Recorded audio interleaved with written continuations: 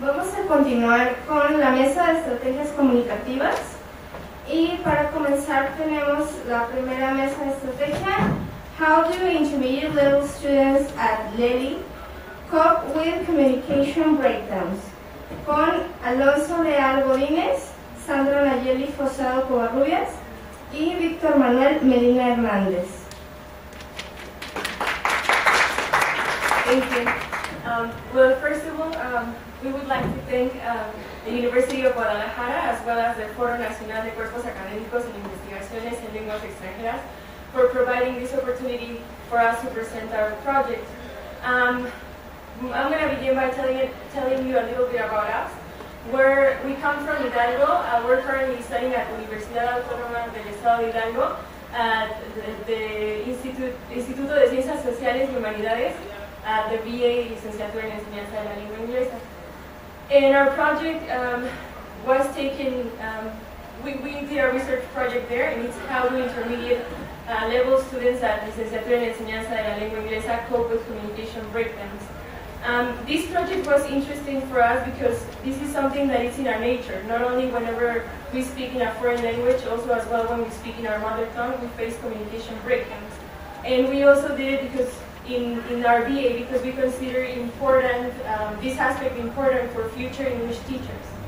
So we will begin. First of all, to define communication breakdowns, we have this quote from Deckard and Vickers. And it's any failures to communicate in face-to-face interaction that may lead to a misunderstanding, maybe based on for an example, between two people getting bad impressions of each other based on their interpretations of each other's message. Okay, hello everybody. We're going to proceed with the purpose of the study. Okay, the purpose sets out to find how 7th semester intermediate students at Lely deal with communication breakdowns. That was in order to find out if they have been taught about communication strategies by their English teachers as well. The purpose was to see if they could avoid communication breakdowns or they can repair communication breakdowns, and to find out what strategies they apply.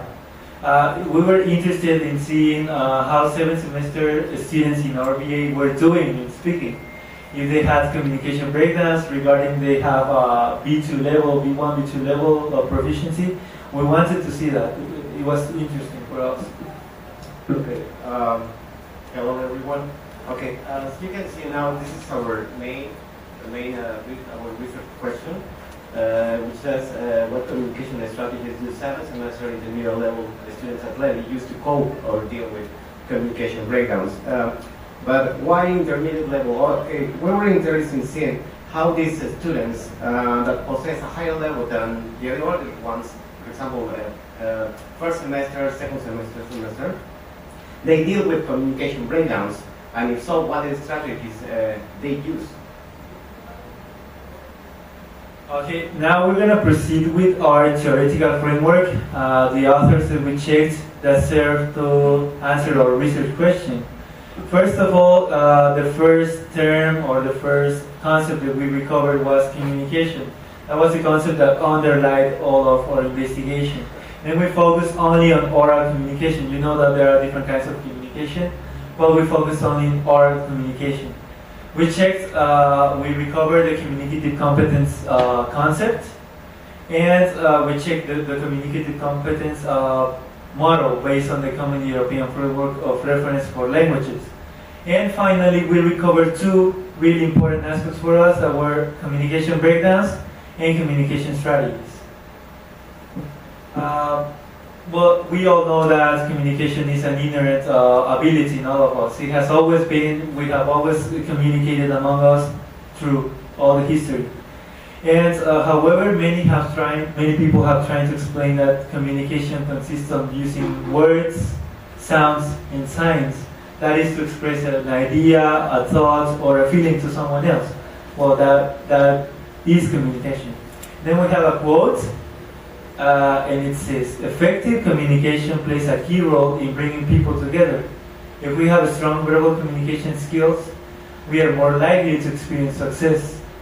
And for this project, it's important for us. We discovered that many students base their knowledge of a language based on how they speak, or how well they speak the language. We also check that the main goal of foreign or second language students is to speak coherently, fluently, and accurately. Okay. Okay, well, as I stated by my partner, speaking is considered as the most important due to the fact that, as you can see on the slide, people who know a foreign language are regarded as speaker of that language. Therefore, speaking is crucial in the judgment of proficiency of a learner of a second or foreign language. Okay, since you can see the quote below, okay, the ability to speak fluently presupposes not only a knowledge of a language features, but also the ability to process information on the spot. Well, but however, it can be noticed that the students do not pay much attention with the use of those communication strategies, which we consider they play an important role in achieving a communicative competence. First of all, the competence is a really complex term, and it was first linked to Chomsky in 1965, which in his book Aspects of the Theory of Syntax, he referred to it as linguistic competence. And he mainly focused on using the grammar structures correctly. Years later, in 1972, Hines was the one who coined the term communicative competence, and he implemented the sociolinguistic aspect to it, not only how to use the grammar, but also how to use it in communicative situations. For our research project specifically, we're taking the model of the CEFRL, which concentrates on the knowledge of linguistic, sociolinguistic, and pragmatic competence and the ability to apply the knowledge. And here we have an example of what a communication breakdown would be, that is going to be presented by my partner. Okay, we're going to perform it. Okay. It says, oh here, I'm not going where I'm looking. No, I wasn't looking where I was going. Well, that made the two of us. As you can see here, there's a miscommunication or a communication breakdown because of the order of the words that the speaker has chosen, and the teacher, when he tries to correct them, the message doesn't get across. He thinks that he also didn't know where he was going. So, and then there are some factors. Okay, there are some factors that trigger communication breakdowns. As you can see on the slide, the size it could be a factor that may contribute or may provoke those communication breakdowns. For example, the size, when it's too long, probably the message. Also the complexity of the message. Another important factor could be the importance of the message. Probably it's relevant or irrelevant. It's not the same when you are speaking with your friend when you're speaking to a teacher. The receptor, the teacher, student, a native speaker, all of those kind of persons may influence the appearance of those communication breakdowns. The circumstances, because probably when the student is taking an oral exam, he may feel like, I don't know, frustrated, probably nervous. So those things may also provoke those communication breakdowns. Okay, continuing, another concept that we recovered, as I was mentioning, is communication breakdowns and now communication strategies. Communication strategies are attempts made by two interlocutors to agree on meaning in situations where requisite meaning structures are not shared. This quote is by Tyrone, and she proposed a typology to classify or to exemplify the communication strategies. For our research, we only focus on four communication strategies and what the other subheadings that it has. The first is topic avoidance. That is, whenever language is possess a difficulty, or whenever language is difficult, you avoid the topic, or you avoid the words, or you try to change your idea, or abandon completely the next one. Okay. Then we have approximation, that refers to using an alternative term that expresses the meaning as accurately or as close as possible to what you wanted to say. We can have a word cognate that is creating an L2 non-existing word based on a rule. For example, if you say you heard someone saying gold instead of wins, okay? Because they generalize the ED rule. And also synchronocation refers to paraphrasing. Now we have literal translation with language switch and appeal for assistance. When you appeal for assistance, it can be done directly or indirectly. If you directly ask the person, and you approach the person and you tell them, I don't understand, can you repeat what you were saying, or can you help me to understand what you mean? And indirectly, you give, through your body language, you are giving the other person the message that you're not getting the right concept. And also the use of mind is important. Okay, regarding our methodology, since our project is of mixed nature, we carefully selected the instruments and the data collections.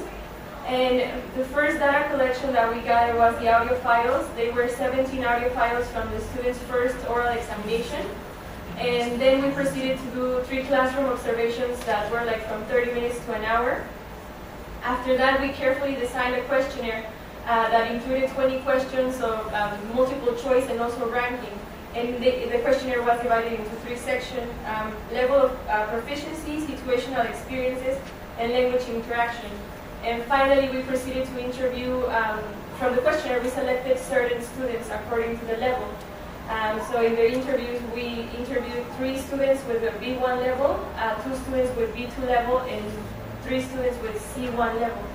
And there were 6 questions in the interviews. Okay, now our subjects of study. Okay, they were 20 students. Okay, both female and male. You know, essentially, of course, they were studying the 7th semester. En Nelly, al Instituto de Ciencias Sociales y Humanidades at the Universidad Autónoma del Estado de Hidalgo.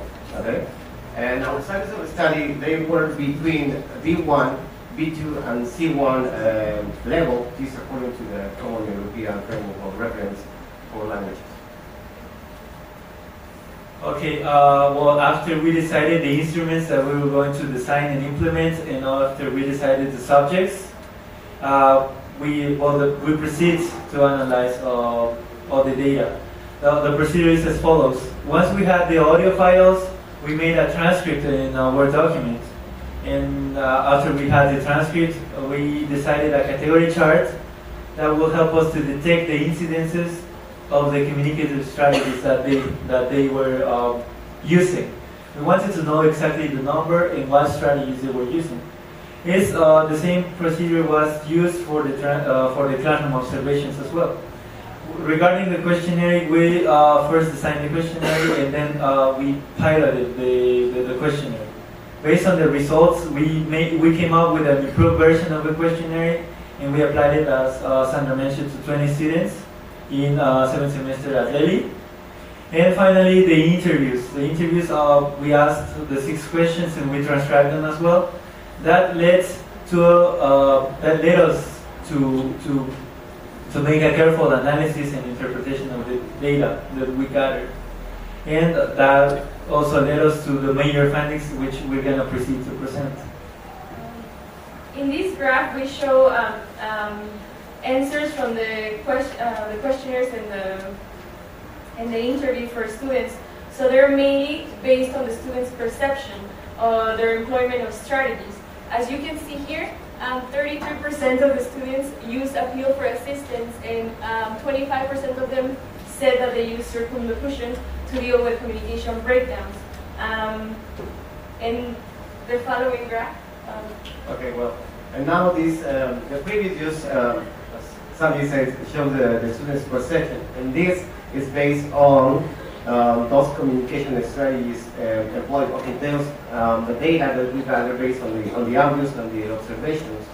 Okay, in this case, it's quite different because now 41% of the students, they use language switch, and 27% of the students use message abandonment.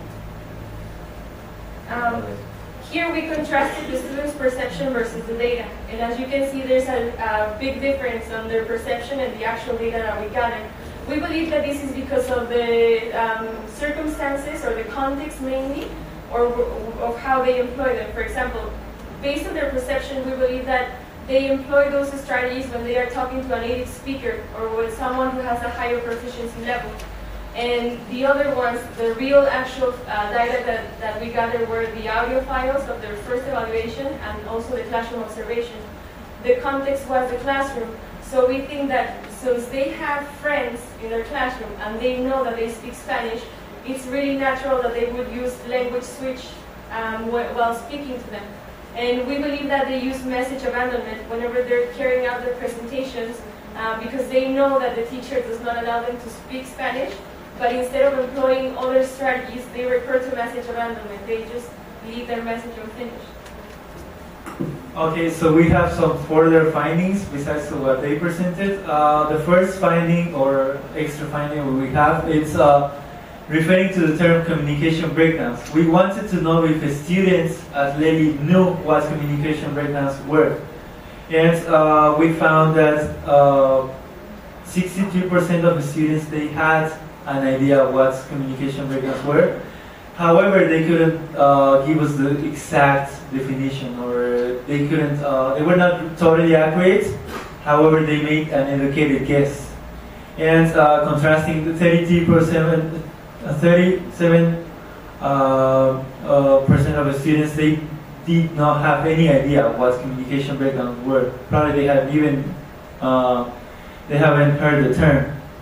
The second finding was regarding strategies. We found that communication strategies sounds familiar to them. However, 62% of the participants didn't remember being taught communication strategies by the teachers. They had had English through 7 semesters, but they don't remember being taught communication strategies. And 38% of the students, they have an idea, they remember something at least. I would like to add something to that. From here we can deduce that students, although they don't know the exact definition or concept of the strategies, they use them unconsciously. They were there in the observations we carried, so they do employ them.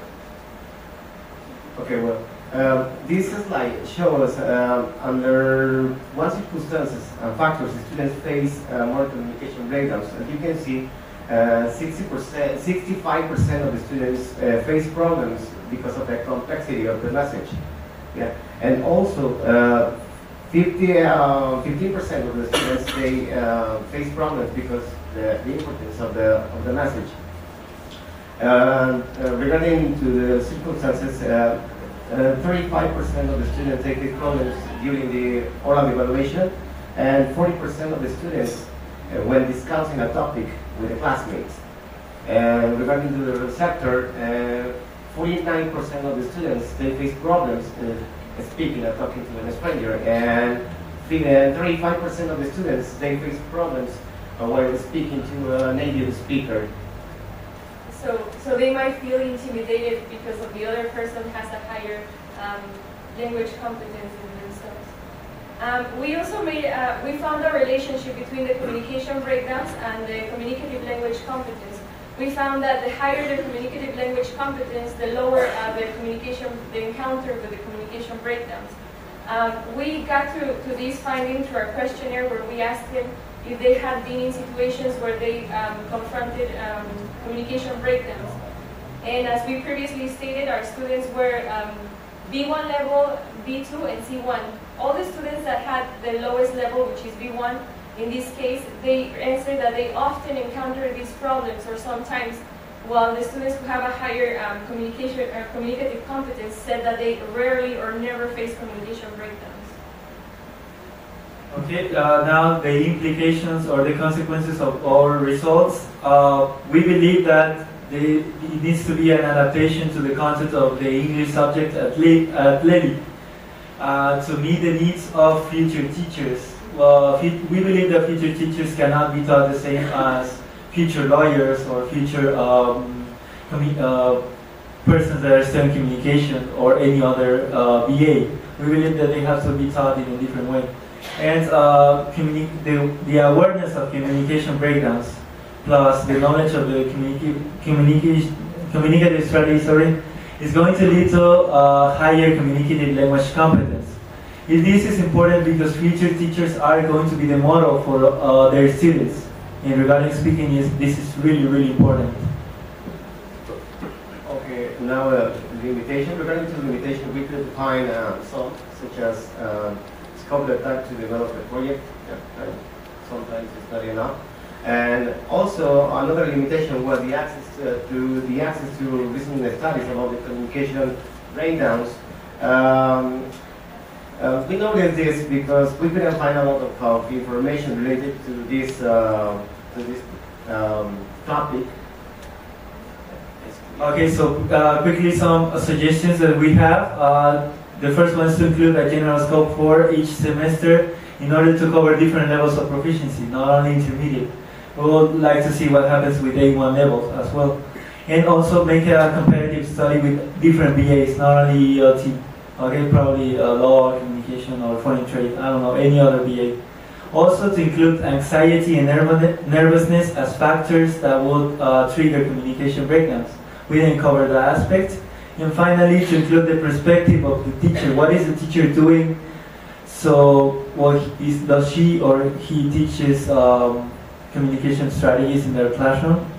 And just to end this, we would mainly like to suggest to maybe see a comparison between different universities in the Republic to see how they teach the subject of English to future English teachers. If they teach it as they teach it to other English language learners, or if they try to make more explicit in grammar, in strategies, and all of those that would help them be better role models for their future students. And well, thank you very much for your attention, and we hope you found it interesting, and these are our emails in case you want to contact us. Agradecemos su participación. Al final tendremos una sesión de 10 minutos para cualquier pregunta que se haya presentado. A continuación, tendremos la siguiente mesa de trabajo.